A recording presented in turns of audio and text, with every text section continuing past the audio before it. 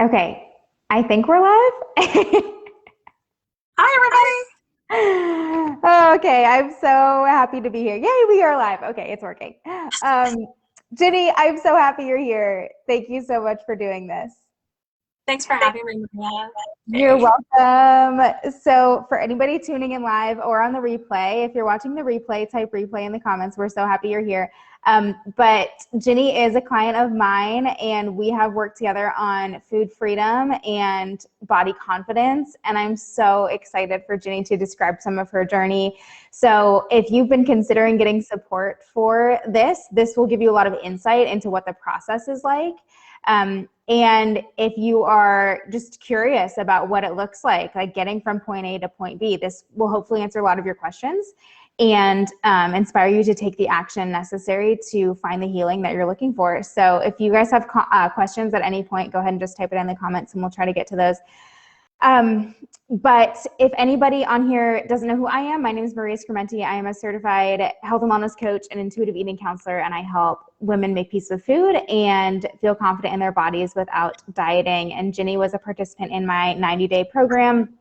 And even after that, we've continued to work together, and she attends group coaching every week. So we've built a wonderful relationship, and even to the point where Ginny might become a coach herself at some point, hopefully. So we'll get to that. But Ginny, thank you again so much for being here. And why don't you just introduce yourself? Tell us who you are, where you are, what you do, all of the good things. Sure. My name is Ginny, and I'm a mom of two little girls. I can keep saying I will get it. But two girls that we adopted about 10 and a half years ago now, and they are the love of my lives. I have been married for 17 years, and I am now in my dreaded 40s, but I actually like it. 40s are the new 20s. Yeah. You'll see, Maria, someday. I was a dieter for about 3 decades. So, and I can finally say that I am not a dieter anymore. That title has been taken away from me, and I couldn't be happier about that. So, yeah. Thank you so much for sharing that. Well, that's a good place to start. You spent 3 decades dieting, doing diets of all different flavors, on and off diets. You became what we would call a professional dieter.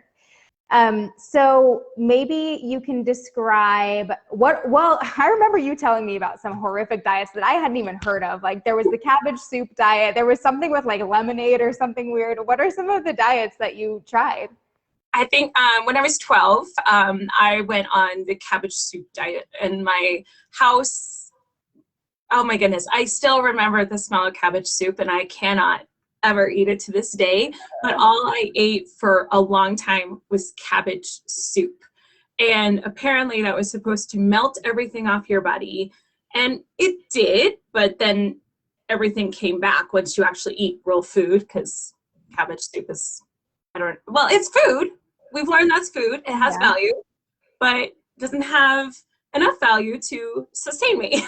So that was one of them. The master cleanse, I think that was probably the craziest one I ever did. I mean, you drink lemonade with cayenne pepper and some type of sugar in there.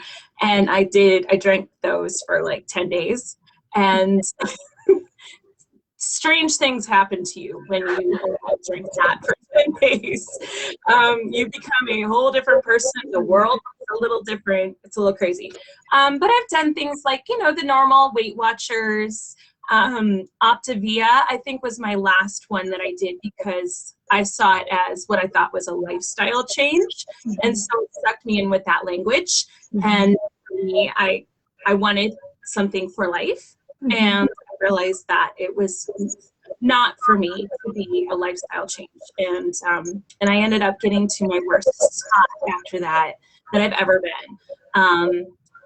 Psychologically, weight-wise, everything was just falling apart around me. And that's how I got to you. I started looking into alternatives to diets, and but I didn't know what that looked like. And somehow I ended up in the into an intuitive eating group, and you were there, and we connected, and that was the best thing that ever happened to me. So amazing. Thank you yeah. for sharing that. You know, you bring up so many good points, Ginny, about this. It's so insidious because all of these diets will sort of mask themselves as health. So we think that we're just doing right by our health and we're just trying to be well. Like we have the best of intentions. When in reality, it's pretty much virtually impossible to be dieting and to not sacrifice your physical and psychological health. And you know, the diet industry, it's a money-making business. They do not have your best interest at heart, right? They aren't interested in your health and well-being. They're interested in making money off of you. And I think it's important that we recognize that when we consider investing, you invested so much time, money, and energy into these different diets. And so we have to consider the sacrifices we're making and like who's benefiting from that. And then now we have this new wave of diet culture, which is like kind of this wellness culture, lots of quote unquote clean eating. And like you said, these lifestyle changes. And it's really just diets by another name. As registered dietitian Christy Harrison talks about this, it's like diets in disguise. And so we can't fall for that because it's just as unsustainable and just as damaging as diets. Like as what we would say would be like a traditional diet. I think a lot of people think like Weight Watchers, Atkins, things like that. And it's like now like there's keto, paleo, and it's like it's all the same. It's all really harmful.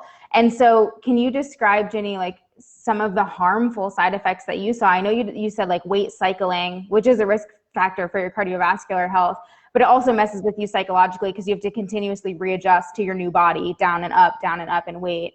And then a lot of this too is like there's so much shame and self-blame that goes on there when we gain weight back.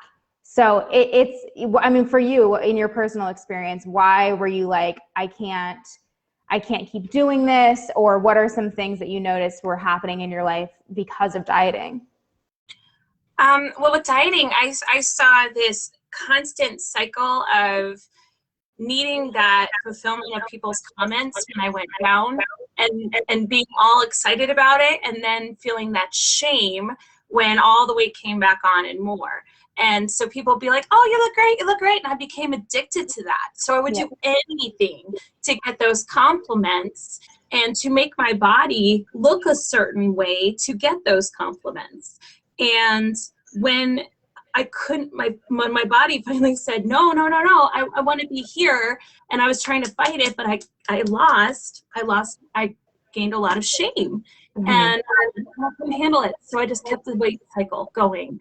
So that psychologically was a mess. And I even ended up with an eating disorder in college, and for many years in my 20s because of that constant cycle. I was trying to conform to what the world wanted me to be and not the way I was created to be. And now I feel like I've done a lot of irreversible damage to my body.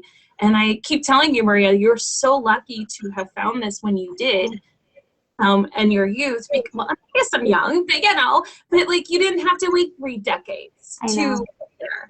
And so I have 3 decades under my belt of the mindset of dieting that I'm working every day to undo, and of not living life. And that's really sad that I didn't get to live my life fully for those 3 decades and enjoy what I had. So yeah, a lot of problems there. Yeah, I mean, thank you so much for sharing that. There is so much grief when you look back and you're like, I missed out on so much. And you're right. I feel extremely grateful to have found peace around food and my body at a relatively young age, because I have clients in their 60s and 70s who express the same thing, where they're like, I just wish I had this information sooner, which is why this is like a PSA to young people. It's like, oh my gosh, if you just do the work to fix this now, like, you will be forever grateful. It'll change your life. And so a lot of people, I mean, chronic dieting dramatically increases your risk of developing a clinical eating disorder. Unfortunately, that's extremely common. Binge eating disorder is the most common. And that makes a lot of sense, because you can't really restrict without ending up at the other end of the spectrum at some point, which is binge eating. So you just kind of go from extreme to extreme. And it's not because you can't control yourself anymore and you don't have willpower. It's just because your body is physically starving and like your biological hunger is taking over. And I think these are some things that we don't talk about, which is why people feel so much shame and self-blame, especially when they gain the weight back, because they think it's all their fault. And it's like, no, you like played by the rules though. Like you did everything. Like when it comes to dieting, like especially people like you, I'm like, you have had insane willpower to keep trying and keep going after the diet after diet after diet. It's like you're strong as heck and perseverant. And so the fact that you couldn't sustain the diet is more an indicator of the fact that diets are not sustainable. It's not like a personal failing. And so it's I just want more people to know, like, you aren't failing these diets. The diets are failing you. Yeah, you can't. In the end, biology wins. Yeah. So I can fight it as long as I can, but I can have all the willpower and I can have a huge team of people around me. But in the end, my body's going to say, whoa, I can't do this. And I think I finally realized that now, which is great. So yeah, and there is a big, like you said, I mean, biology wins every time, and there is a big there's a big genetic factor that goes into your weight, and so weight doesn't really work the way that we're taught. Like you can just pick a weight that you want to be at, and that's your goal weight, and you can like get there, and if you work hard enough, you'll sustain it forever. And it's like bodies don't really work that way. Like body diversity is real, and you can't just pick a size and be like, I'm gonna be that size. It's like most of your weight is like is predetermined by genetics. And so do you want to spend your entire life fighting that and trying to whittle it down and just gain the weight back and do this cycle? At some point there's going to have to be reconciliation where you just accept, like, this is the body that I'm in, and so now what am I going to do with that? Yeah, I think I was so zeroed in on that BMI chart and being in a certain zone in that BMI chart. And, basically what diet culture tells you is that you can pick a number and reach it if you are motivated enough and you have the self, regulation to do this, you can do it. But if I look at my family, I have my body of my family and they all have beautiful bodies. Yeah. But it took me forever until now to finally come to realize that bodies are beautiful at any size. Yeah. And I can be beautiful in this body. I don't need to be at the number that the BMI chart tells me that I have to be at. And which is cool.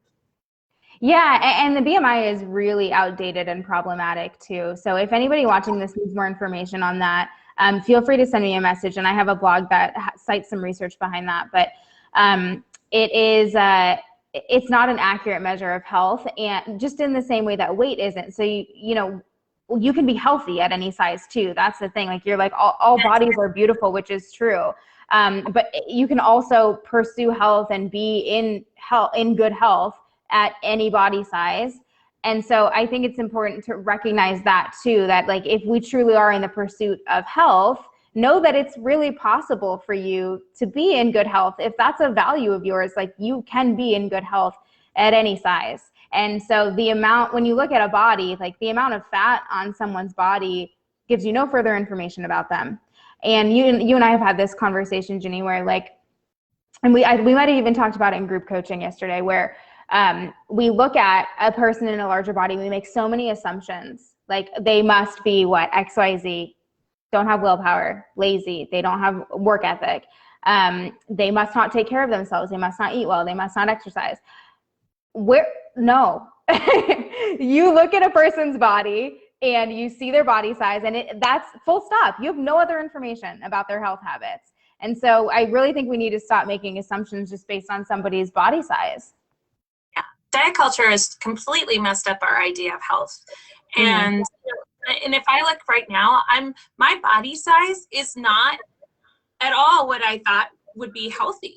But here I am feeling more energy, feeling more like being a mom every day, and feeling more like being a sexy wife to my husband than ever. And here I am, like at a bigger size than when I was dieting and got to my lowest.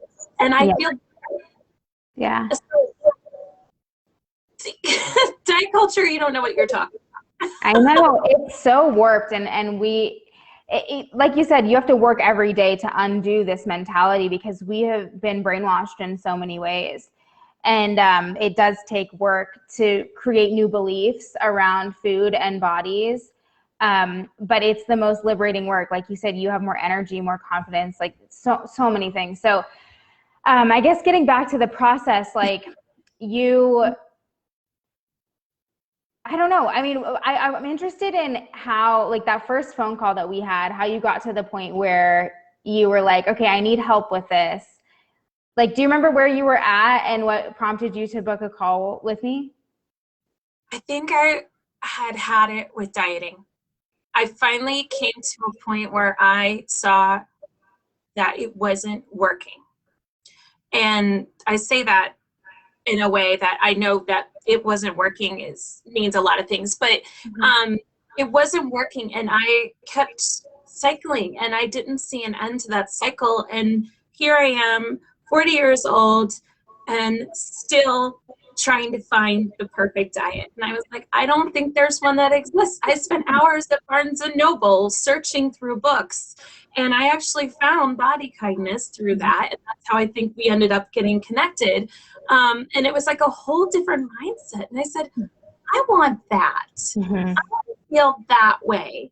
And I didn't even know the whole ins and outs of intuitive eating at that point. I just saw this joy and this acceptance of bodies. And I was like, I want to be able to accept my body. And I haven't ever been able to accept it. No one has been ever able to accept it. I was in ice skating as a kid, and my coaches all said I was big. I was exercising 3 or 4 hours a day. Like, my body was what it was. But I wasn't, all those messages over the years, I just couldn't find acceptance. And to find a book that said I should accept my body, and then you just filled me with these positive mantras every time that I could just continue to remember every time. And that was mind changing. I just hit rock bottom. I needed to go up. Yeah. And you got up like in a very short amount of time, honestly. So you spoke about body acceptance.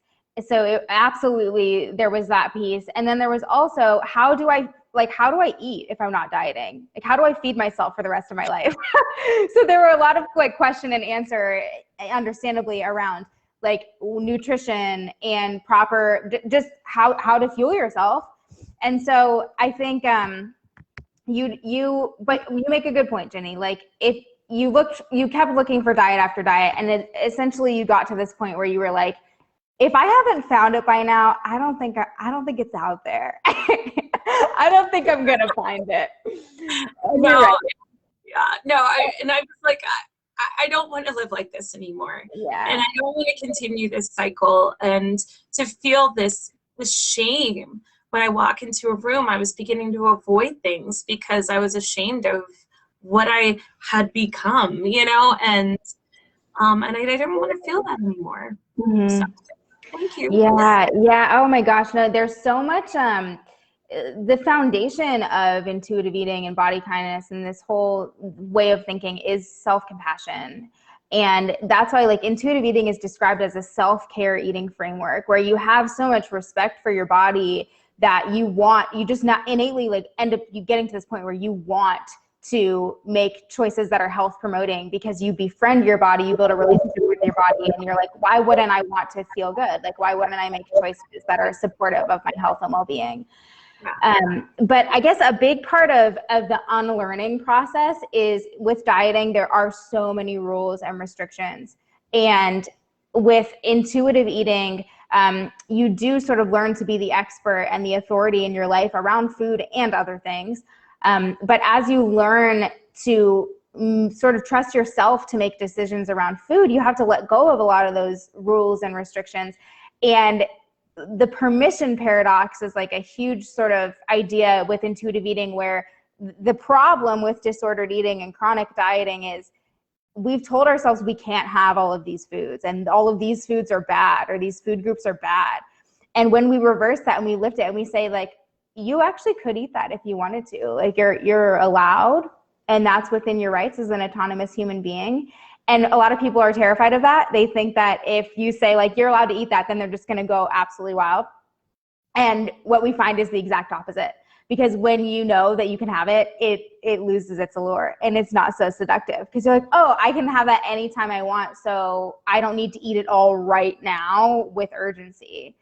And there were foods, Ginny, like everybody typically as they come out of dieting and diet culture, there's like a couple specific foods where they're like, yeah, like I might be able to do that, but not with like ice cream or not with Twizzlers or not with like Cheetos. They're like, I will never be able to control myself around that food. So there we have a process for that so that you get to the point where you can have those foods in the house and literally forget they're there. And we liken it to like exposure therapy, where we just kind of continuously expose it until it becomes like no big deal. But can you describe, Ginny, you and I went through sort of a process with that. Can you tell us a little bit about that? Well, first of all, I was so skeptical going into this because I was like, there's no way. Ice cream is like the love of my life. Like, well, you know, and I still love it. I still do. But at that time I said, I lose it around ice cream. Like you give me pints, I'll eat 3 of them in one sitting if you just put it in front of me. And you said, you can have ice cream. And I was like, how's that going to help me get healthy? You know, I really didn't understand it at the time. So you said, go out, get one type of ice cream, you know, that you love and eat at the same time every day. And so the first day I ate the whole pint. I was like, yeah, this is awesome. And then the next day did the same thing. I was like, is this ever going to end? Like, I'm eating a pint of ice cream a day. Like, what? And I think it was by the end of the first week or something, I was like, I don't want any more. And like, it sat in my freezer and I didn't touch it. And I didn't really want to. And now I also came to realize that I also have my body doesn't like ice cream, because as we've talked about many times, I listened to my body and began to realize my body felt awful on ice cream. So now I eat it in small amounts, but because I still love it. Sorry, buddy. But you know, it was just crazy to think that I didn't crave it anymore. Yeah. I couldn't, I think I was just so baffled by the fact that it worked, because I was so sure. And then when you put me through that, and I was like, oh my gosh, she was right. She made that. I think Maria knows what she's talking about.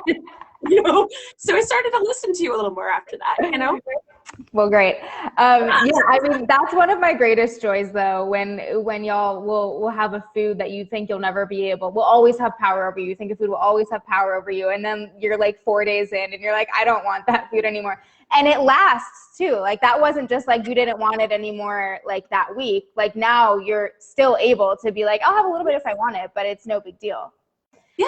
Like I couldn't pass by the ice cream freezer without grabbing a pint before. Now I don't even think about it. And that's just weird. Yeah. I'm sorry, it's still weird to me.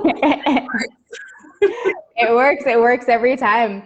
And so part of it was, yes, permission.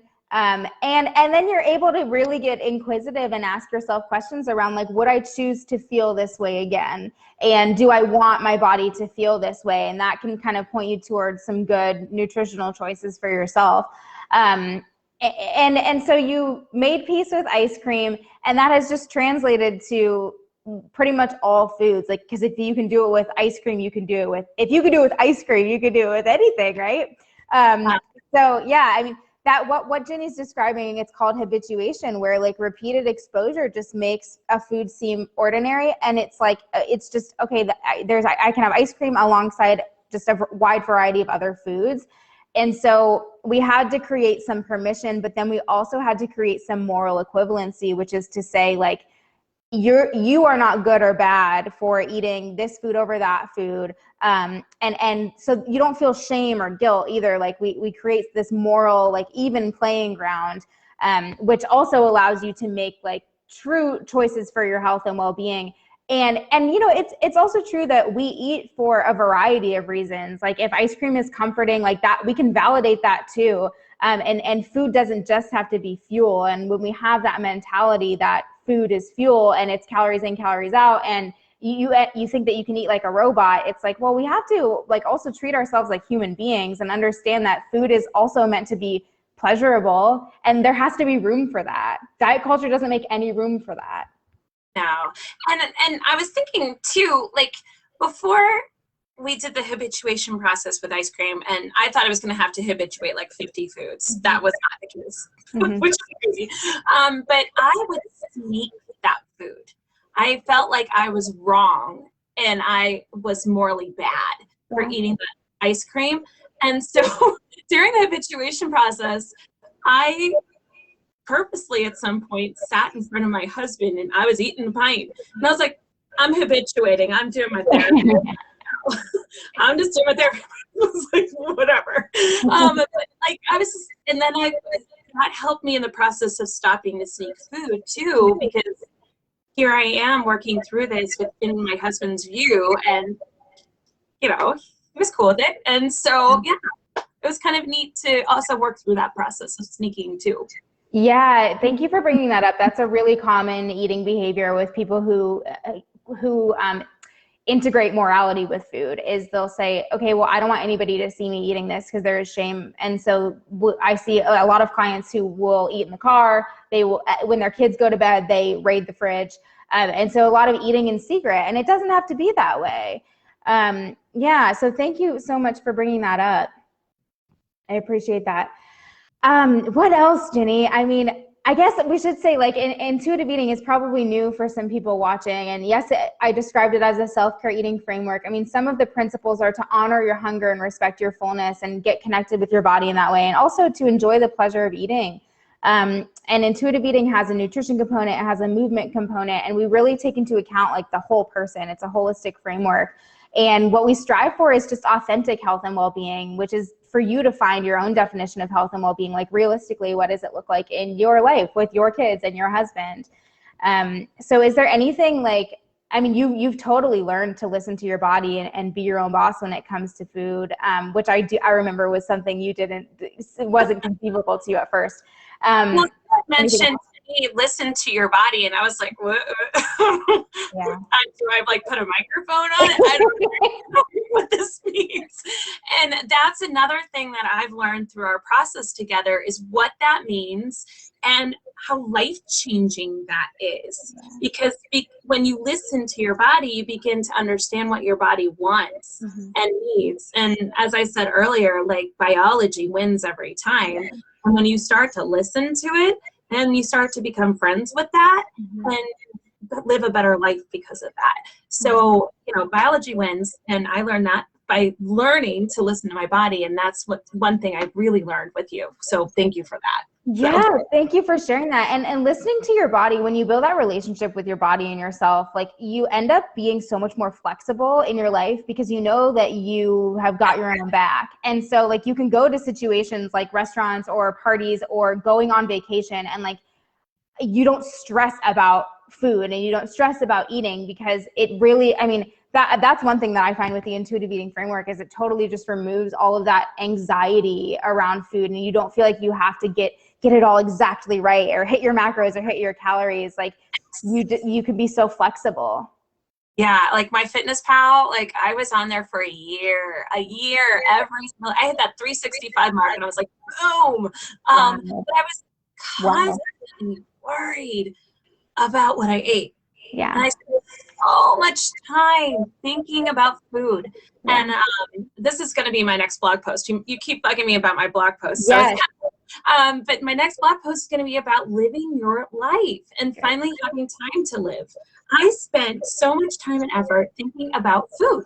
And now I can live, which is so cool. I'm doing puzzles downstairs and, you know, I can go on bike rides and I can do what I want to do and spend time with my family, focus on my kids more. Oh, I know. That's what I wanted to tell you about, Maria. Sorry.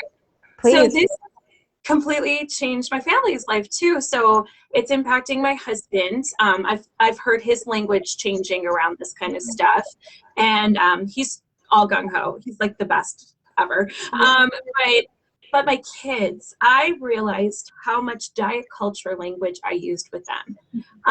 And that's so heartbreaking to think I filled them with years of that. But I also have the opportunity to stop that. And so now we're talking, my kids are always saying, this is so funny. My kid comes in and she's with her food and she's like, I'm listening to my body. I'm all done.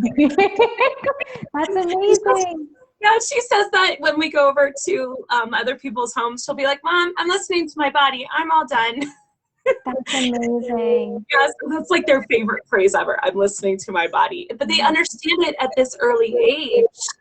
And they are given permission to eat what they want, how much they want. And I don't make a facial expression about any of it. I don't say, oh, look, you ate all your food. No. Oh, great. Okay, I'll take your plate. And that's it. They even have a whole snack corner now that they choose their snacks. And at first it was like all candy, all snacks, all but now they're grabbing fruit, yogurts, apple slices. It's pretty cool to see the change in their choices. And they are in charge of that snack corner. And they rate that thing all the time. But their snack corner has evolved over time. It's kind of neat to see. Yeah, thank you for sharing that. Kids are such a good example of this intuitive approach to food, because it's true, when you're given access to a wide variety of foods, you end up gravitating towards the things that your body wants. You think it's going to be all cookies and candy, and it's like, if you're paying attention, your body's going to be like, I'm tired, I have a headache, like I'm bloated, and then you don't want those things anymore. And so you get a variety and you end up getting what you need. So kids are a really good example. And so I think it's so crucial, Ginny, that you are teaching them that their bodies are trustworthy and that they can trust themselves around food. And then you're also not talking about, and it sounds like in your household too, you're not creating a hierarchy of bodies, of body shapes and sizes. And there's no fat phobia, things like that. And I noticed early on that they were using fat phobic language. If I gained weight, they would ask me if I was pregnant, and they would rub my belly and say, Mommy, you're getting fat, or something like that. And that was really hard at the time. But now I haven't heard any of that language from them. Rosa came in earlier today and she's like, Mommy, you look beautiful.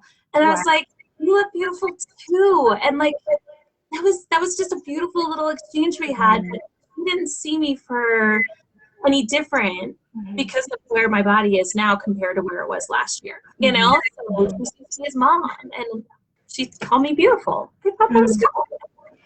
That's such a precious moment. That is so precious. And I think about how this could change the next generation, because if kids learn to treat other bodies, all bodies, with dignity and respect, think about like all the bullying that goes on in schools, especially around weight. And if they learn that all bodies are worthy of dignity and respect, I mean, that is not the paradigm. That is not the current paradigm, just by and large. So that's huge. And it also, though, it goes beyond just the body. I mean, I think what this work does is this is one of the ways it improves body image, is just to say you're so much more than your body, though. Like, your body is just, your appearance is, your body is just the thing that holds all of the incredible things that make you you. And we hear that, I think, a lot over time. Like, we've heard, it's a person's personality is what makes them beautiful. It's what's on the inside that counts. But like, personally, I think it took me a while for that to really sink in, for me to really know what it meant to like not just look in the mirror and only see all of my flaws and see my physical body, but to understand that like each individual person is so much more than just a body. And I'm still working through that. I mean, I have a lot of fat phobia from over the years, and a lot of language that was thrown at me for that kind of stuff. So it's still a process. I think this will be a lifelong process. Yeah. But I feel like every day is a process forward, and I'm moving forward every day with it. So it's kind of neat. Yeah, absolutely.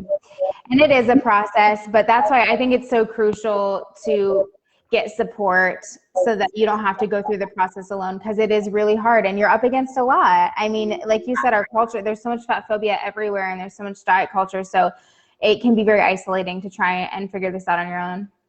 Yeah. So thank you for, you kind of gave me like the crash course, and now with the group coaching, I'm able to like have that refresher every week. Yeah. I'm like, oh yeah, that's why I'm doing this. And that's, that's what has changed my life, not those messages that I started to seep in during the week. So I'm really glad to have that weekly time. So to be fair, you are a master note taker. You're a wonderful listener, and you have put in the work. You've been so invested and so committed to your healing, and that's what it takes. I mean, if you want to get this solved, it's like you can fix this quickly. Like for us, I mean, we solved some of this in just a couple of weeks, but it's because you were so committed, Ginny, and so invested in the process. And that's just, you were like just absolutely a phenomenal client because of how committed you were to the process. Because you're right, it works. You know, it just, no, you're good. I think it's something you have to really want it. And I needed this, and I knew it. And I knew that my life really depended on this. You know, and if I didn't do this, then what did I have to look forward to, you know, as far as my body goes? And I was going to do another diet. And then we're talking about me, you know? Yeah. Even the situation that I was, you know? So. Yeah, absolutely. Ginny, I'm so honored that you've shared so much of your personal story with us. And I would love for people to check out your blog too. How can they find your blog? Oh my goodness, that's a really good question. It's right now, it's at ginnyhannan.com. So it's GINNYHANNAN, and then you can click a little button to go to the blog. Eventually I'll get that worked into something more. I was kind of dabbling in it and seeing how things went, and now I'm really excited about it. So I'm always thinking of what can I write about? What can I write about? And so you'll be looking for a new blog post coming out in the next week. I'm saying that to keep myself accountable. And if you're looking for a way to really live, then the blog will help you with that. So. Amazing. I'm so inspired that you created that. And that's such a generous offering to the world. Yeah, Maria was like, you need to tell everything. You need to share your story. And so finally I listened to her, and I'm glad I did. So again, listening to you got me in a good place. So. Ginny, is there anything else that you would share about the process that we went through together, or just like your personal experience? Anything else you think people would benefit from hearing? I think the biggest thing that I learned from this is that my body is not my enemy. It's not the enemy that diet culture and the world has constantly told me that it is. It's my friend, and it wants to be healthy. It wants to be in a good place. And it's been there all along for me, telling me this. And now I'm finally listening, and I'm finally understanding that. And your body does want to be your friend. It doesn't want you to fight it. So if you listen to it and do what it says to do, you'd be amazed at what could happen. And I think that's probably the thing that I learned from all of this. So that's amazing. I couldn't have said it better myself. Thank you so much for that. And Ginny, you have described some interest in potentially going on to teach some of this in the future, which I think you'd be so phenomenal at. And you've really, I think, developed such a passion for this work. So maybe that's a possibility in the future. People will be able to hire you to teach them all of these things. Well, maybe hopefully soon. I would love to pursue that very soon. I feel like this is a message the world needs. Yeah. And we need to start fighting the good fight against where we've gone with diet culture. We have women and men hurting out there and needing to feel like there's other people who understand it. And I feel like it's almost like our job once we learn this to get out there and spread the news. Wow, I love that you said that. Yeah, it's like we have a duty to serve. Once you know this information, that could massively change people's lives. You become really passionate about it. You're not the first person too. I have other clients who've gone on to become coaches in the same exact space. It's amazing. Yeah.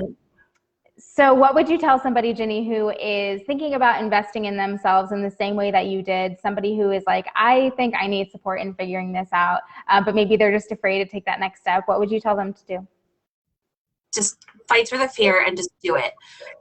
Think about how quickly you jumped into a diet, you know, and we were ready to invest into all these things that didn't work. But this is something that works. And this is something that will change your life forever. And so what would you do to change your life forever for the better? do this. Go to Maria. Like fly, get there before other people do, because I can't tell you what a difference in my life, Maria, you've made. Like, Thank you. I just, man, like when I had my first phone call with you, I was such a skeptic, and I was doing it in secret. I remember telling you, I don't want to tell anybody I'm doing this, because what if it doesn't work? Because I've told them all these diets work, and then I've been the person who gained all the weight, and then they'll never believe me. And now I'm going to sing from the rooftops, and that's because of you. And now I get to be a better mother. I get to be active in the way that I love. I'm eating for real, and not restricting. And I am now friends with my body. Like, what, I would give anything to do that. And you gave me that opportunity. So run. Oh my gosh, I'm so touched. Thank you. And again, I cannot take all the credit, because you worked your butt off to get to where you are now. And also, I did not invent intuitive eating. Like, people have been registered dietitians have been researching this for decades. And there are so many incredible pioneers who have gone before me. And they've made this framework available to us, which is so amazing. And now there's so much research behind it too, which is just so validating, that there's so many published research studies behind the process. But you were so, and I know there's lots, but I love books, and I love listening to books. I've been soaking up book after book about this, but there's something different with having someone who's there by your side, walking through it, that you can, like you said, I could text you anytime. I could, post in the group anytime I needed. And having that there as a backup if I needed it was priceless, because I needed that. I needed someone to push me along when I felt like this wasn't my thing. And I had to get through those bumps, and you helped me get through those. I couldn't have done that on my own. I'm a strong person, I'm a smart person, but there are certain things that I just needed help with, and you provided that in a kind and gentle way. You worked at my rate. There are things I was like, not right now. And you said, okay, well, let's work through this right now, and then we'll get there. And we did. We got there eventually when I was ready, and you were there the whole time. Yeah. Oh my gosh. I'm so grateful for you. And you're right. It makes a difference to know that you have somebody on deck. You have unlimited access to somebody, so that you can work through things in real time. Yeah, that's one of my favorite features of the program, is just that it allows me to be in communication with y'all very regularly, so that you are getting the care that you deserve and getting that support. But you mentioned, I guess the final thing I'll say is, like, you mentioned how it's also hilarious to me that you didn't want to tell anybody about this at first, and now you're like, I have a blog and I'm going to become a coach. Yeah. Let's do a live interview with Maria. I know. Look at you now. But it's intuitive eating is not another diet. It's the opposite of that. And so I guess that's a thing where people are like, I don't know, I've tried so many things, and it's like, well, this is the opposite of everything that you've tried. And usually people do get to the point where they're like, I need the opposite of whatever I tried, because whatever I have been trying hasn't been working. Well, yeah, and it brought shame before. Yeah. There's no shame. This actually lifts your shame and takes it away. And so I'm not looking forward to shame at the end when something doesn't work. There's no shame to this. It's amazing. Yeah, absolutely, Ginny. My goodness, I'm so grateful for you, and thank you for sharing your story. Truly, I mean, this is very personal, so I really appreciate you coming on here and sharing. So I want people to check out your blog, absolutely. If anybody is interested in applying for a call with me, you can do that at mariascrementi.com. We can chat and see if you might be a good fit to go through the same process that Ginny went through. And then I'm about to post this video in the Make Peace with Food group. So that's our private online Facebook community that we love. So if anybody is not a part of that, that's watching this video right now, please request to join the group. It's called Make Peace with Food. And I hang out in there pretty much every day. So if anybody needs support on things like this or has questions, that's a wonderful place to go. Ginny, did I miss anything? No, I think we covered a lot. I could talk all day, so we can. I know. Yeah, but all right. Thank you so much for all you've done. Thank you again, Ginny. This was so good. All right, I think we're good. We'll sign off. Bye, Thank you everybody. so much. Bye. Bye.